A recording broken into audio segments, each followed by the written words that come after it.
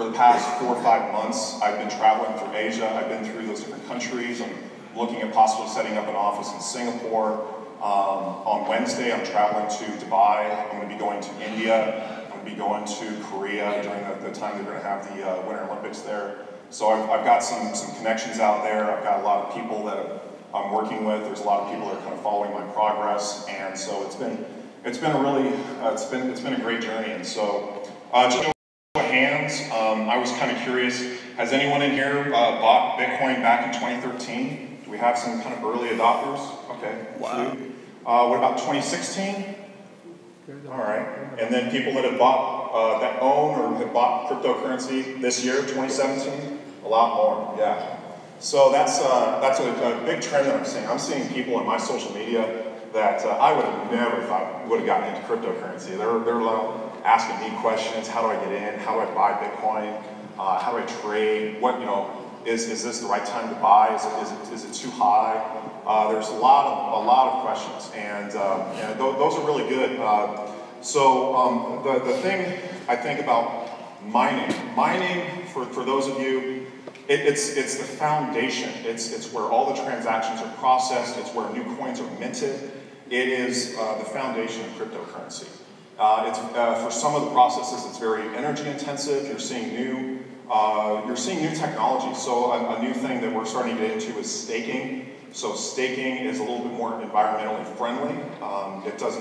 It's not as energy intensive as you would see with other mining operations. I've toured a number of different mining operations, but the big one was gigawatt mining in Eastern Washington, a very large mining operation. There's been a few others that have been out there. You're seeing a lot of people moving into areas with cheap energy and looking at different opportunities on the different algorithms you have. So just for instance, with Bitcoin, it's on the SHA 256 algorithm. That's where the difficulty lies. And we just saw the Bitcoin fork. Now you have Bitcoin Cash. And they're both competing on the same algorithm. And so there's some interesting dynamics there where, just recently we saw a huge surge in Bitcoin Cash's price. A lot of people were really confused by this, especially here in the States. They didn't really understand it.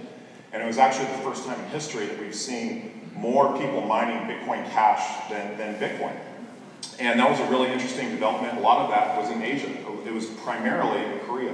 Korea is the only country in the world where there's more cryptocurrency being traded than their own fiat currency, the Korean won. And so that's a really interesting development. There's just billions and billions of dollars being traded on a 24-hour basis. And so it's really exciting. I'm really excited to go out to Korea and learn more about the market. There's just a lot of opportunity in the space. And one of the things I did want to mention is typically this has been a very male-dominated venture. If you're looking at the demographics, about 96–97% men. And I'm very, very glad to see, I just see a lot of women in here. It's very, very good to see. Very, very good to see. And I can't stress enough how much opportunity there is for women in the space. I'm actually looking to go and network with some other women that are trying to get into kind of what I'm doing. And I mean, just to give you an example, in some of my inner circles, there have been women that wanted to kind of get into being like, doing what I'm doing, like doing videos on YouTube, but they're like, I don't know anything about cryptocurrency, I don't know where to start, I don't know what I want to talk about. And there's literally, I've seen women that get on YouTube and that's what they say. They're very honest, authentic, and they get on there and it's like, you know what? I don't know much about this space. I'm learning as I go. I'm here. I'm interested. I'm talking about what I do know. And I've seen those women get incredible opportunities. So I really encourage that. I really want to see more women in the space. I think there's a huge, market for women. So yeah, just give yourselves a round of applause, all the women in here. That's great.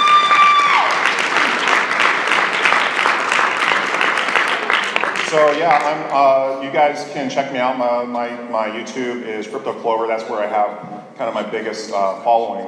I've been networking with very big YouTubers. For those of you that follow some of the other guys, there's Trevon James, there's Craig Grant, there's Crypto Nick, there's Joey Rocket, who's in the house today. We've got a number of different YouTubers that I've had the opportunity to really kind of get out and network with, and it's been great. So it's a community. There's more and more people getting into the space, and I think that there's a lot of opportunities in this industry. And the mining, this company here that Luis is building, I'm also very excited about, because this is a very foundational platform for cryptocurrency, and it's a safer, more conservative way to get into cryptocurrency. There's a little bit it doesn't have the same kind of volatility, but when you get into, like, you get into Bitcoin, if you just gotten into Bitcoin, whereas, spiking at like $17,000, and now we've kind of seen it drop down to $14,000. If you had kind of gotten in that frenzy, it's very possible you could have, maybe not done as well. So there's some interesting opportunity. Just getting out there, learning more about the space. It's an incredible industry, and just wanted to thank you guys for having me up here and just kind of telling my story. So thank you.